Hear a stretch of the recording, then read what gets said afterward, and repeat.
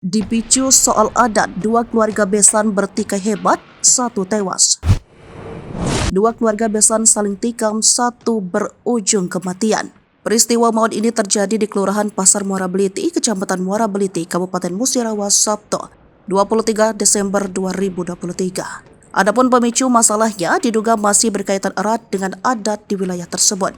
Mengutip dari sripuku.com, seorang pria bernama Herman alias Manda, 47 tahun, meninggal dunia.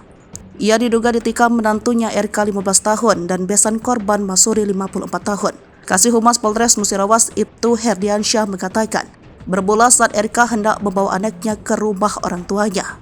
Anak RK usianya belum genap 1 pekan, tetapi permintaan RK dilarang oleh korban lantaran usia belum genap 1 pekan. Larangan itu ternyata masih ada kaitannya dengan adat yang dipegang teguh warga setempat. RK lantas emosi dan menganiaya korban yang merupakan mertuanya. Tak hanya tangan kosong, RK juga menganiaya menggunakan senjata tajam. RK sempat pulang dan melaporkan peristiwa itu ke ayahnya, Masuri. Bukannya mencoba mendinginkan suasana, Masuri justru ikut menganiaya korban dengan senjata tajam.